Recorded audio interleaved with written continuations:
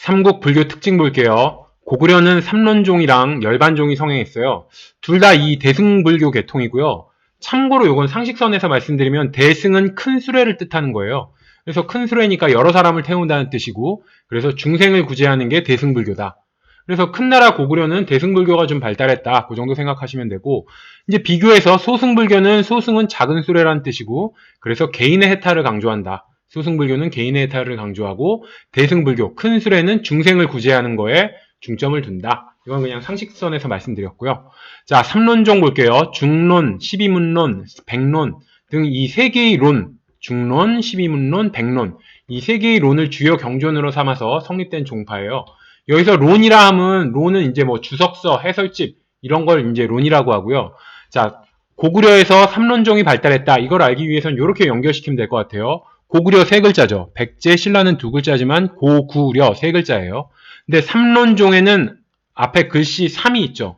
숫자 3이 종파에 들어가 있어요. 그러니까 삼론종, 숫자 3이 들어가 있는 삼론종은 세 글자를 가진 나라, 고구려죠. 그래서 고구려는 삼론종이 발달했다. 이렇게 삼론종에서 고구려를 연결하시면 됩니다. 그리고 삼론종 특징 하나 말해놓고 갈게요. 삼론종은 이 세 개나 되는 경전, 이 주석서였죠. 이 세 개나 되는 경전을 중심으로 해서 생겨난 종파예요. 그러니까 책을 종파 이름에 사용한 거예요. 우리는 삼론종이다. 이러면서 종파를 이제 이름을 정했는데, 책을 종파 이름에 사용했다는 거는 이렇게 열심히 불경을 읽어야 되는 종파다. 우리 이렇게 개념을 잡고 가면은 나중에 이제 삼론종에 대해서 스님 나올 때 이 특징을 가지고 암기를 할 겁니다. 그리고 고구려에서는 또 열반종이 성행했어요. 열반종, 열받았다, 열받는 종이다. 뭐 이렇게 해석을 하면 열받는다 이런 거죠. 근데 열받는다는 건 대노, 깊은 빡침을 뜻하죠. 저희 싸움신 고구려의 특징에 뭐 이제 부족장 중에 대노라고 있었잖아요. 그래서 대노, 열받는다 하면 아, 싸움신 고구려, 이건 좀 자연스럽게 연결이 됩니다. 그리고 실제로는 고구려 보덕이 백제 가서 열반종을 개창했습니다. 백제 볼게요. 백제는 계율종이 발달했어요. 계율을 강조한 거죠. 자, 계율을 강조하는 율종이 백제에서 발달한 이유가 뭘까요?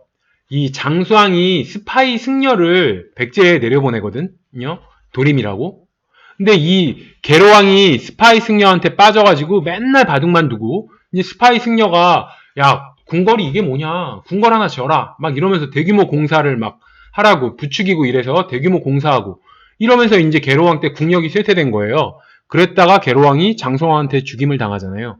그러니까 백제에서는 이제 그걸 알게 된 거예요. 야, 스파이 승려 때문에 백제가 이렇게 국력이 약해지고, 도대체 승려라는 사람이 저렇게 스파이 짓을 해도 되나? 그러면서 불교에서 이제 가장 중히 여긴 게 계율이었어요. 야, 스님 너부터 계율을 잘 지켜야 된다. 이러면서 백제에서 계율종이 발달했다. 이렇게 생각하시면 돼요. 그래서 백제 스파이 승려에게 백제가 빡친 거죠. 그래서 스님부터 계율 잘 지켜라. 이러면서 계율종이 발달했다. 이렇게 생각하세요. 자, 신라에서는 계율종, 열반종, 성실종, 밀종, 다양한 종파가 좀 발달을 해요. 신라에서는.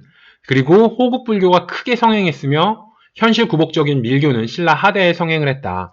이 신라의 특징은 이제 고구려나 백제는 빨리 이제 중국에서 불교를 받아들여서 이제 불교가 발달했는데, 신라는 불교도 좀 늦게 발달했고, 그 전에 막 토착신이 발달해 있었기 때문에 불교가 들어오기 전에 토착신들이 막 있고, 그래서 불교가 들어오고 난 다음에도 토착신이랑 막 이게 뒤섞이면서 다양한 종파들이 발달했다. 뭐 이렇게 생각을 하시면 돼요.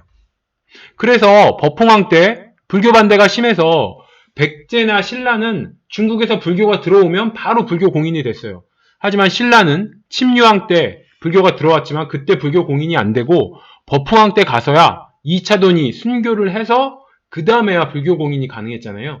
이런 식으로 불교는 좀 토착신도 발달했고 다양한 종교들이 있었다. 요거 개념 잡고 넘어가세요. 대표적인 고구려 승려 볼게요. 먼저 승랑과 해관이라고 있어요. 둘 다 삼론종 스님인데, 승랑은 5세기에 중국에서 삼론학, 삼론종의 기본 학문이 되겠죠. 이 삼론학을 집대성했습니다. 중국에서. 그리고 해관이라는 스님은 7세기 영유왕 때 일본에 삼론종을 전파했어요. 그래서 제가 아까 전에 삼론종의 특징은 삼론, 이 경전을 종파의 이름에 썼다. 이 얘기는 무슨 얘기냐? 이 경전을 죽어라 열심히 읽어야 되는 종파다. 이런 특징을 갖고 있다 말했죠. 그래서 주요 경전을 책을 엄청 열심히 읽어야 되는 종이에요. 그래서 자, 읽는 방법이 있어요. 두 가지가 있겠죠. 하나는 소리 높여서 낭낭한 목소리로 읽는 방법이 있고, 경전을 읽을 때. 또 하나는 조용히 눈으로만 읽는 방법이 있어요. 책을 읽을 때는 두 가지가 있잖아요. 소리 내서 읽는 거랑 소리 안 내고 눈으로만 읽는 거. 그렇게 두 가지 방법이 있는데, 자, 첫 번째 승려, 승낭이라는 승려는 뭘 주장했냐? 승려는 낭낭한 목소리로 읽어야 된다. 이렇게 주장을 한 거예요. 승려는 낭낭한 목소리로 소리내서 읽으란 얘기죠. 이렇게 소리내서 읽는 스님이었어요. 승낭은. 그리고 해관은 이제 관이 볼관이라고 생각하면 그냥 눈으로 보는. 근데 이제 이거를 바다해라고 생각해서 바다처럼 잔잔하게 눈으로 조용히 보는. 그래서 해관은 볼관, 이걸 눈으로 보다, 볼관을 생각해서 책을 조용히 눈으로 읽는 스님이다. 이렇게 생각을 하셔서 두 분 다 책을 읽는 사람이에요. 승낭은 소리내서 열심히 읽는 사람이고, 해관은 조용히 눈으로 읽는 사람이고, 책을 열심히 읽는 사람은 삼론종과 관련이 있다고. 아까 제가 삼론종의 특징은 책을 열심히 읽는 종파라고 말을 했잖아요. 책을 죽어라 읽어야 되는 종파. 그래서 승낭은 낭낭한 목소리로 책을 읽었고, 해관은 볼관이니까 조용히 눈으로만 읽었다. 그래서 낭낭한 목소리로 소리를 내어서 읽는 승낭은 중국이랑 일본이랑 비교해 봤을 때 중국 사람은 엄청 시끄럽게 떠들죠.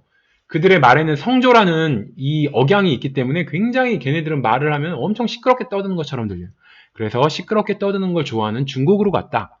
승낭은 소리내서 소리 읽으니까 시끄럽게 떠드는 걸 좋아하는 중국으로 가서, 그리고 책 읽는 걸 좋아했으니까 중국에 가서 삼론학을 집대성했었다. 이렇게 생각하시면 되고, 해관은 조용히 눈으로 읽는데 일본은 좀 공중도덕을 중히 여겨서 굉장히 남의 시선 의식하고 그러잖아요. 그래서 공중도덕을 여겨서 조용한 걸 선호하는 일본으로 갔다. 해관은. 왜? 해관은 눈으로 조용히 읽는 사람이니까 일본으로 갔다. 그래서 승낭과 해관하면은 한 명은 소리내서 읽고 한 명은 눈으로 읽어. 둘 다 삼론종 계통 스님이라는 걸 알 수 있고, 소리내서 읽은 승낭은 중국 가서 삼론학을 집대성했고, 해관은 조용히 눈으로 읽으니까 조용한 걸 선호하는 일본에 삼론종을 전파했다.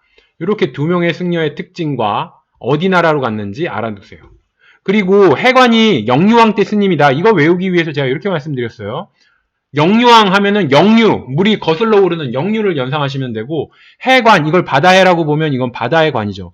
이 영유되어 오는 물 위에 이 관이 떠다니는 거, 이걸 연상하시면, 해관, 바다의 관, 영유되는 물에 관이 떠다니는 걸 연상하셔서, 그림으로 연상하셔서, 해관은 영유왕 때, 이렇게 생각을 하세요. 자, 해관이라는 스님 볼게요. 고구려 스님인데, 진흥왕 때, 진흥왕 가서 국통이 된 분이에요. 그래서 신라에 귀화한 고구려 승려다. 그래서 신라에 가서 국통이 됐다. 자, 해량과 관련된 설화가 있어요. 이 진흥왕이 상대부 거칠부를 고구려의 염탐차 스파이로 보냈어요. 근데 그때 고구려 스님 해량이 이걸 눈치챈 거야. 거칠부를 보고 쟤 신라 스파이구나, 이걸 눈치를 챘어요. 근데 신고하지 않고 거칠부를 은밀히 불러서 내가 너의 정체를 아니까 신라로 돌아가라, 이렇게 돌려보냈어요. 그러니까 이제 무사히 거칠부는 신라로 돌아왔죠. 그런 다음에 그 은혜 보존하기 위해서 해량을 국통으로 진흥왕에게 추천했다. 요런 설화가 있어요. 이런 설화가. 그래서 이 설화에서 우리는 일단 진흥왕과 거칠부와 해량이 동신의 인물이구나. 그리고 이제 해량이 거칠부에게 은혜를 베풀어서 거칠부가 그 은혜에 보존하기 위해서 해량을 신라의 국통으로 진흥왕에게 추천했다. 그래서 해량 하면은 우리 무슨 뜻이에요? 살펴서 이해하다. 그래서 무슨 편지나 이런 거에 해량하여 주시옵소서, 널리 이해해 주세요, 뭐 이런 뜻이잖아요. 해량하여 주시옵소서 이런 얘기를 하면. 그래서 이해한다, 살펴서 이해한다. 그래서 이해심이 쩐다는 뜻이고, 해량이라는 스님은 이해심이 쩔어서 첩자인 거칠부의 사정도 이해해서 돌려보냈다. 이렇게 생각해서 거칠부라는 스님을 고구려 승려가 그냥 신라로 돌려보내는데 그 스님이 누구지? 이렇게 생각을 하신다면 그때 이해심이 쩌는 해량하여 주시옵소서, 살펴서 이해를 잘하는 해량이라는 스님이 첩자 거칠부의 사정을 이해해서 해량해서 돌려보냈지, 이렇게 생각해서 해량이 거칠부를 봐줬지, 스파인 걸 봐줬지, 이렇게 연상을 하셔서 진흥왕, 거칠부, 해량 동시대 인물이고, 해량은 신라로 가서 이제 신라의 국통이 됐다. 이렇게 외우시고요. 자, 해자라는 스님은 제가 영양왕 공부할 때 했어요. 담진과 함께 일본에 건너가서 해자라는 스님은 쇼토쿠 태자의 스승이 됐다. 그리고 불교를 전파했다. 그 당시에 원래 담진과 해자와 같이 일본에 갔는데, 해자는 불교를 전파하고 원래 담진은 그림 그리기로 하고 일본에 갔어요. 근데 그 당시가 갔을 때가 고구려는 수나라가 막 침공해 왔을 때예요. 그래서 담징은 그 고국 걱정 때문에 그림도 못 그리고 시름시름 앓다가 을지문덕이 살수대첩에서 수나라를 물리쳤다. 이 승전보를 듣고 난 다음에야 그림을 막 그려갖고 호류사 금당벽화를 그려냈다. 제가 이런 설화 이야기 해드렸죠. 그때가 해자와 담징이었어요. 그래서 영양환 때, 그래서 담징과 해자가 일본에 건너갔다. 그래서 담징은 일본의 그림을 잘 그리는 스님이었으니까 일본의 붓과 먹 사용법을 알려주고 호류사의 금당벽화를 그렸다. 이렇게 생각하시고, 담징을 하면 담에 징그럽게 잘 그리는 사람. 그래서 호류사 금당벽화를 그렸다. 이렇게 해서 고구려 스님 해자와 담징 두 명 다 알아놓으시면 됩니다. 둘 다 영양왕 때다. 이 살수대첩 연상하시면 되고, 살수대첩은 고구려 영양왕 때 있었던 일이죠. 해관은 제가 아까 전에 말씀드렸어요. 영유왕 때고 눈으로 책을 읽는 사람이라서 조용한 걸 선호하는 일본에 책 읽는 걸 중히 여기는 삼론종을 전파했다. 이렇게 외우시면 되고, 자, 보덕은 백제로 건너가서 경복사 짓고 열반종을 개창했어요. 자, 보덕왕 때 영계소문이 도교를 장려를 해요. 귀족을 억누르기 위해서. 그러니까 보덕은 열받아서 고구려로 떠나버립니다. 열받아서 고구려를 떠났어요. 그래서 그때 보덕은 백제로 갔고 또 다른 스님, 도연이라는 스님은 일본으로 갔어요.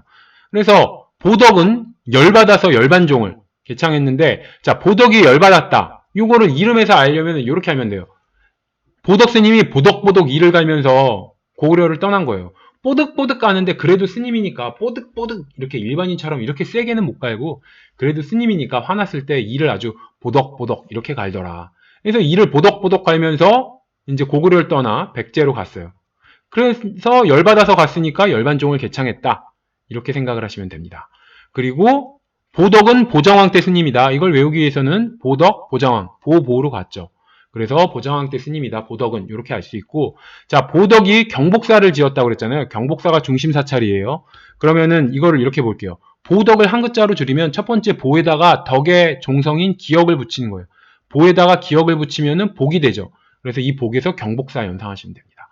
자, 보덕을 한 글자로 줄일 때 보에다가 덕의 기역을 붙여서 복 이렇게 되고, 여기 복에서 경복사를 연상하시면 돼요. 자, 고구려에서 신라로 간 스님은 해량이 있었어요. 신라의 국통이 됐다고 그랬죠. 백제 간 스님은 보덕이 있었어요. 보덕보덕 이를 갈면서 백제를 갔고요. 일본 간 스님이 있는데 도연이다. 이렇게 알아두세요. 자, 도연 스님 볼게요. 보장왕 7세기 후반이에요. 일본으로 건너가서 일본 세기를 저서래요. 그래서 일본 역사서에 일본 석이라고 있어요. 이 일본 석이라는 일본 역사서에 일부 내용이 차용됐습니다. 이 일본 세기의 내용이 일본 서기에 차용됐다. 이렇게 알아놓으시고, 자, 도현, 이건 건널도예요. 현은 현해탄이라고 생각하세요. 현해탄이 뭐냐? 이게 지금 옛날 말인데, 우리나라와 일본 사이의 바다를 지금은 이제 대한해협이라고 그러는데 옛날 때는 좀 일본식으로 해서 현해탄이라고도 말했거든요. 그래서 도현하면 현해탄, 바다를 건넜다, 현해탄을 건넜다. 이렇게 생각을 하셔서 현해탄을 건넜으면 일본 같구나. 이렇게 해서 도현하면 일본으로 건너가서 일본 세기라는 책을 저술했다. 근데 그 일본 세기가 일본 석이라는 역사서에 일부 내용이 차용됐다. 이렇게 생각을 하세요.